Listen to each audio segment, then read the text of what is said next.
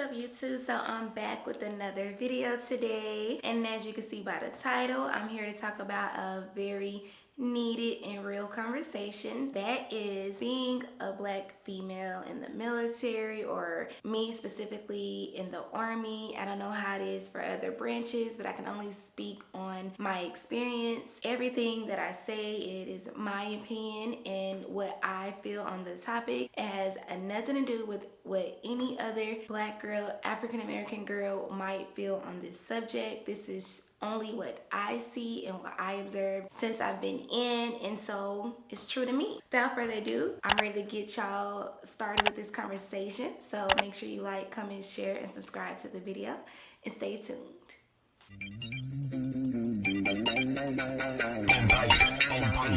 Oh yeah, call me, beat me if you wanna reach me. Just sit and wait until I hear myself away.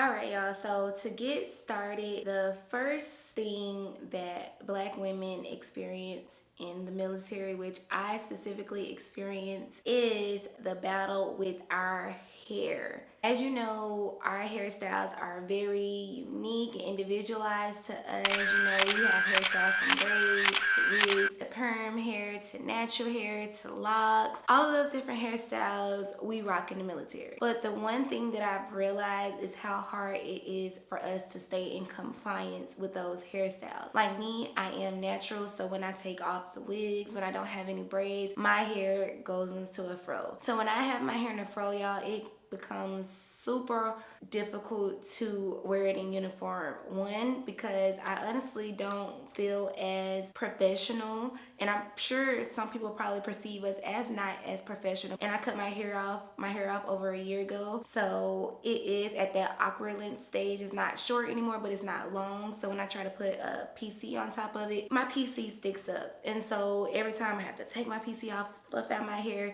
then put it back on and take it off. And we take off our PC too much throughout the day to be able to wear your hair in its natural state. I know some people's natural hair, they don't have to deal with it, but I do. And my hair doesn't bounce back that easily when it's in a natural state. So honestly, I have to not touch it. I feel like I go through so much when I'm wearing my natural hair, and the fact that I just know that I don't just feel super squared away when my hair is like that, because I know any NCO could see it and be like, her hair is not in regs or something like that, even though that's not a part of the new regs, but it used to be. And I can see how the women that were going through the strict regs definitely feel, even though I came in and the new regs weren't pushed yet, but now they are, so we can.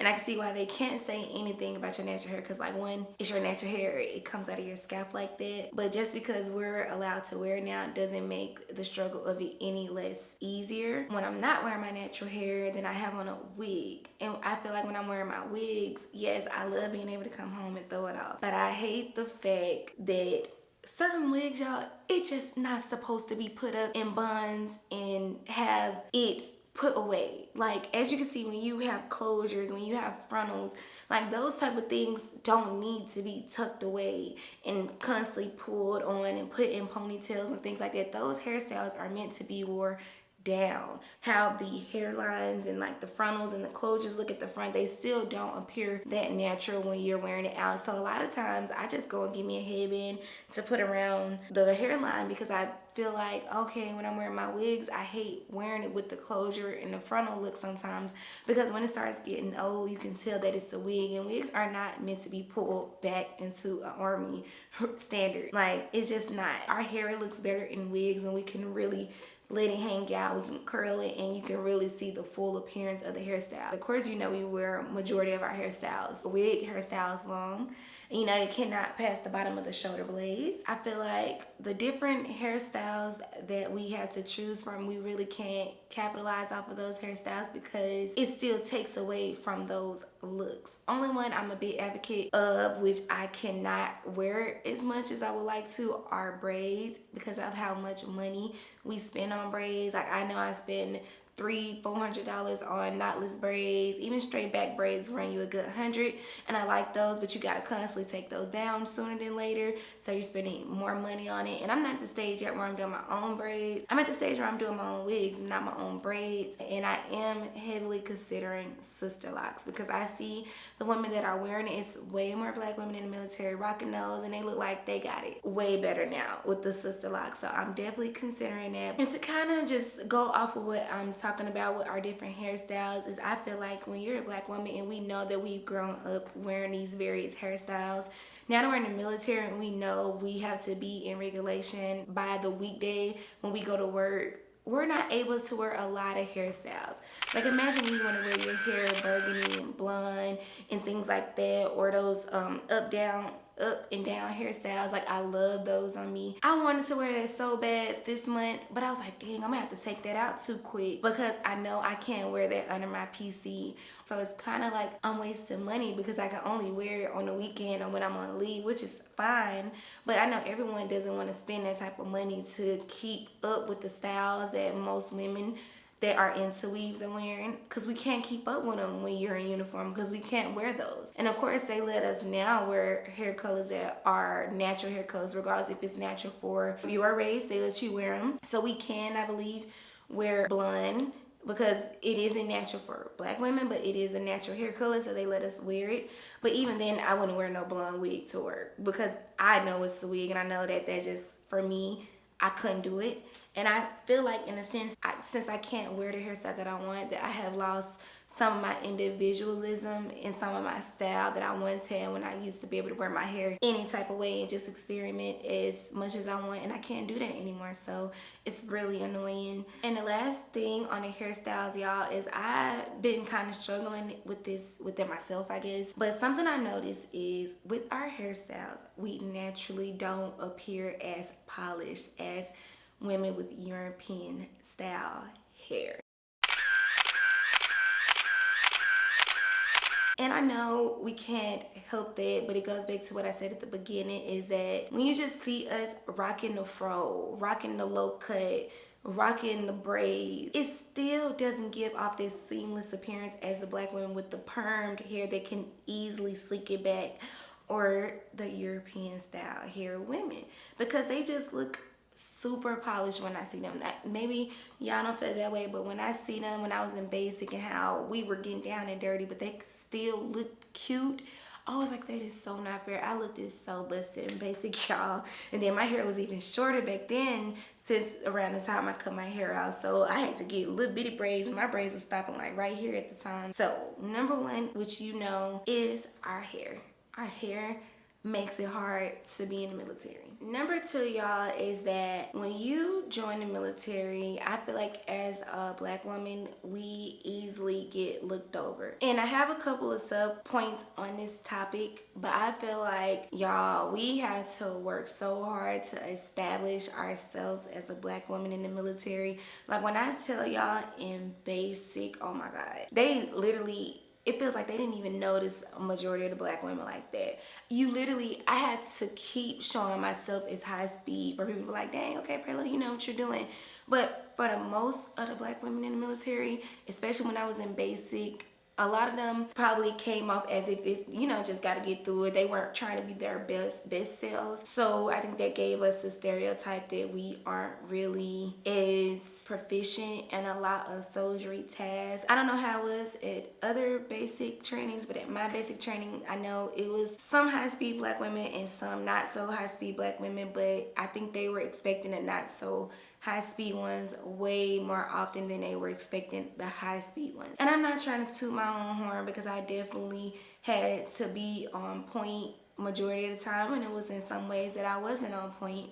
But I still know that I was considered proficient, and I know that they didn't expect it. And I think they honestly be sleep on us, from basic to AIT to our duty station. I think that they sleep on our potential, y'all. Like, I know in some ways I can't honestly speak because if you work hard, you work hard, period. Can't nobody deny you on that. But I think that they just be sleep until you show them what you got and what's up with you.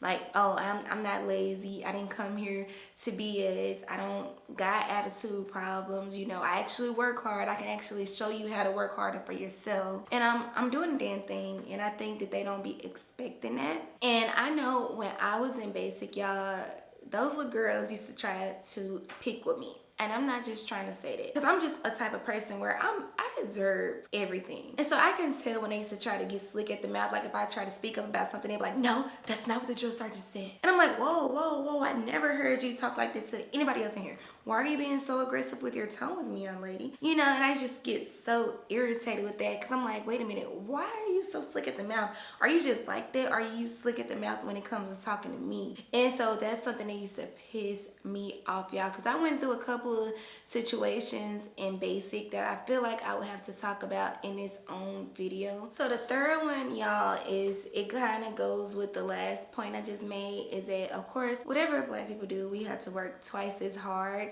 So for instance, like on days I have mandatory PT, I feel like I had to do super well on multiple occasions because I look at other people and see that they're not giving it their all.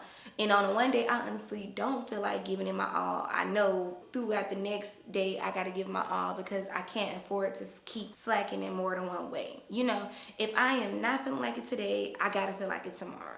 If I didn't show all my stuff at that one training, I gotta show all my stuff at the next training, because I can't just sail through, y'all. I gotta do more to show them that I'm on my stuff and that I'm doing what I'm supposed to do. Even when me have just went to the Soldier of the Month board, I'm pretty sure most of them didn't expect me to go and win. I'm pretty sure they're not expecting me to go and win this upcoming time. Yeah, I got my congrats. I got my, oh, nice. But you could tell when people are really rooting for you and when they just like, I can't say that I'm just honestly probably not even just, people just probably don't even care about me like that as a person. But you know sometimes where you just can't help but think that how much does my skin color play into how my work ethic is perceived? Because I feel like sometimes my work ethic is great, but I can tell that they don't really consider it as great. And I think it just all goes back to the fact that we're working twice as hard because we don't want them to think that that's our work ethic. I have to make sure if I'm slacking at PT one day because I just don't feel like working out, that the next PT session that I'm going all in, because I know that I don't want them to think that I'm lazy. I don't want anybody to think that this is the norm for me, because I normally go hard, but on some days I don't feel like going hard, but I know I don't never know who's watching me, and I don't want nobody to feel like, okay, they know what I'm about. The fourth one, y'all, is I feel like we have to minimize our slang and ebonics a lot, so that way we won't be judged. You know, I come from Memphis, and a lot of my words, even though I do try to talk professional most of the time, so I do like to say a lot of higher vocabulary type words just because I like to read and I like to take those words and put them in my vocabulary. That's just what I do. But I know that sometimes I do feel like say man, or I'll say finna or something like that, and just be talking however, because that's what I'm used to back home, and I be having to catch myself because I'm like, ooh, you know, I can't let too much of it slip out. Because I know here I gotta be, you know, military is super professional in general. All this type of stuff I try to minimize.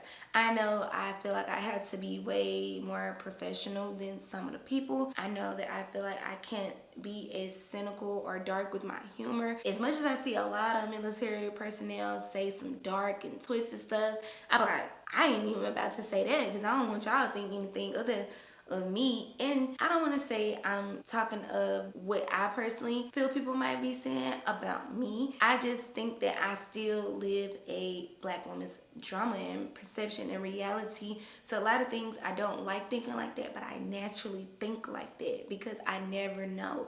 We just never know how people view us because we are fed so many things in and outside of the media, you know, in our life, when we get on our phone and watch the news and we still see all of these police brutalities and all these mishaps against people of color. So it's hard sometimes to not think that your race doesn't play a part at least a little bit at a time. So it's not just my insecurities, it's just about my experience as a black woman.